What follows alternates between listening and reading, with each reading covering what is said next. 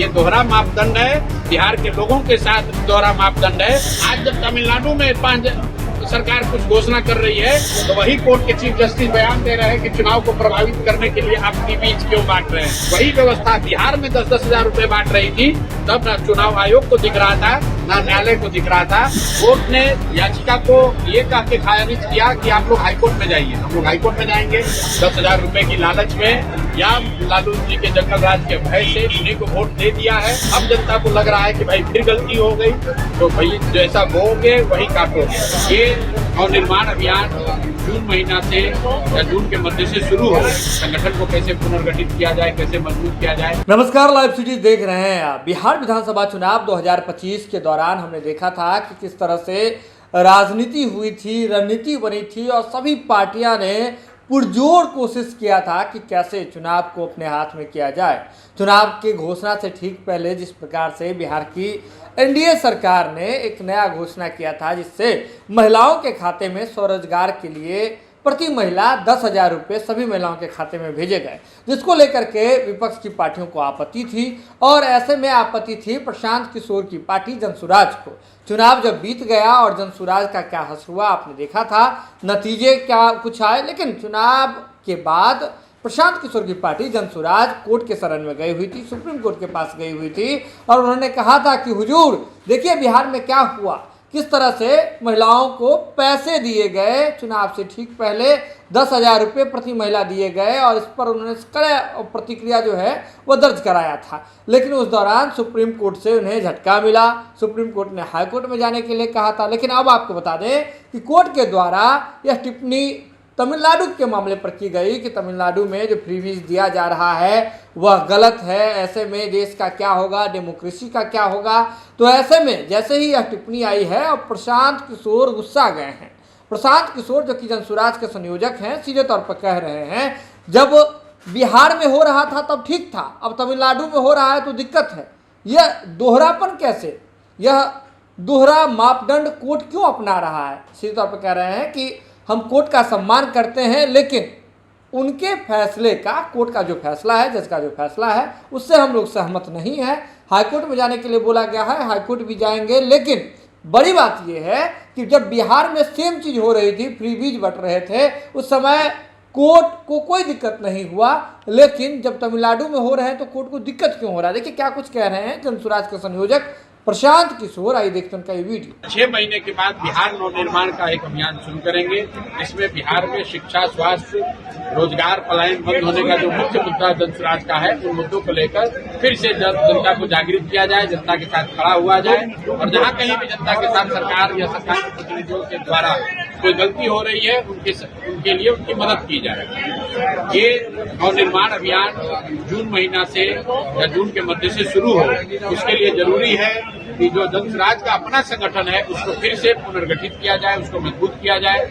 और चंपारण में बहुत सारे साथी नहीं पहुंच सके थे, इसलिए मैंने तय किया है पार्टी ने कि हम लोग हर जिले में जाएंगे और सभी कार्यकर्ता साथियों से, जो साथी जनसुराज के विचार से, इस प्रयास से जुड़े हुए हैं, उनसे राय विचार किया जाए कि किस तरीके से इस अभियान को आगे बढ़ाया जा सकता है। बिहार नवनिर्माण का जो अभियान हम लोग शुरू करना चाहते हैं उनमें किन बिंदुओं को शामिल किया जाए, संगठन को कैसे पुनर्गठित किया जाए, कैसे मजबूत किया जाए, इन सभी बिंदुओं पर साथियों की राय ली जा रही है। एक बार जब उनकी राय हो जाएगी तो एक विस्तृत जो नवनिर्माण अभियान का की जो घोषणा होगी उसकी घोषणा करेंगे, फिर जून से उस काम को शुरू करेंगे। बिहार में बिल्कुल रिजल्ट के खिलाफ सुप्रीम कोर्ट गए थे, क्योंकि हम लोग का ऐसा मानना है और आज भी मानना है कि जिस तरीके से 10,000 रुपये देकर चुनाव के समय में वोट को प्रभावित किया गया है वो अनैतिक है।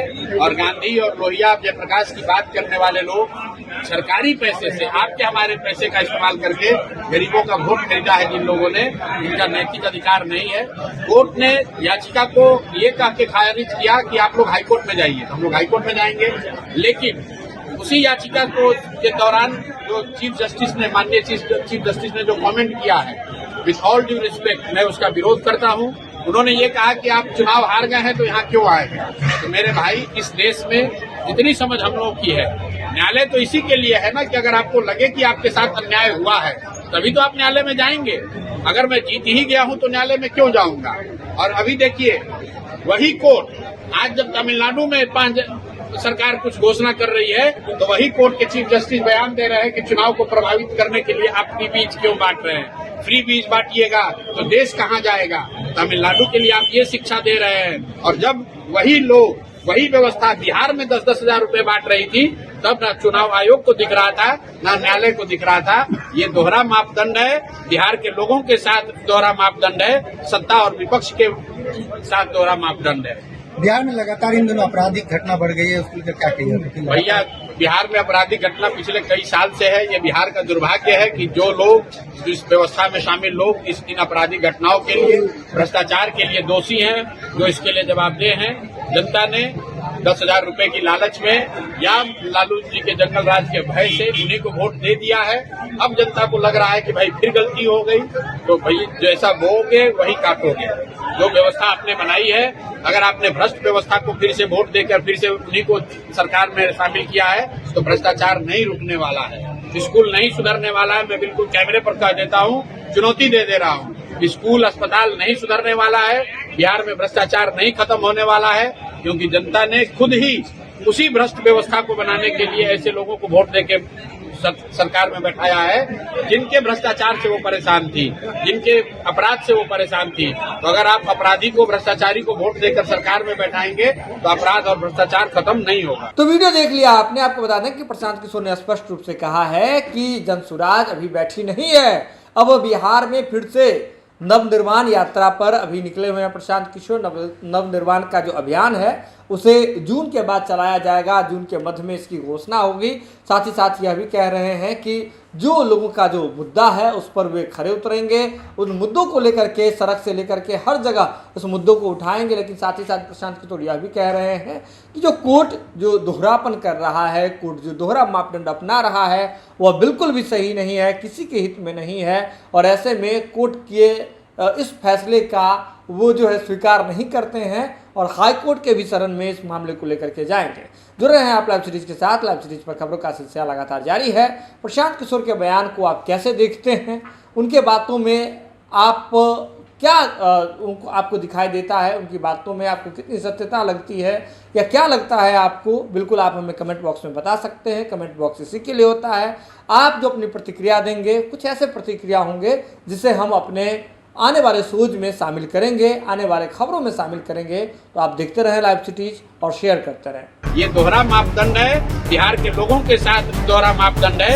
आज जब तमिलनाडु में सरकार कुछ घोषणा कर रही है तो वही कोर्ट के चीफ जस्टिस बयान दे रहे हैं कि चुनाव को प्रभावित करने के लिए आप फ्री बीज क्यों बांट रहे हैं। वही व्यवस्था बिहार में 10-10 हजार रुपए बांट रही थी तब ना चुनाव आयोग को दिख रहा था ना न्यायालय को दिख रहा था। कोर्ट ने याचिका को ये कह के खारिज किया कि आप लोग हाईकोर्ट में जाइए। हम लोग हाईकोर्ट में जाएंगे, 10,000 रुपए की लालच में या लालू जी के जंगल राज के भय से उन्हीं को वोट दे दिया है। अब जनता को लग रहा है कि भाई फिर गलती हो गई तो भाई जैसा बोओगे वही काटोगे। ये नवनिर्माण अभियान जून महीना से या जून के मध्य से शुरू हो। संगठन को कैसे पुनर्गठित किया जाए, कैसे मजबूत किया जाए।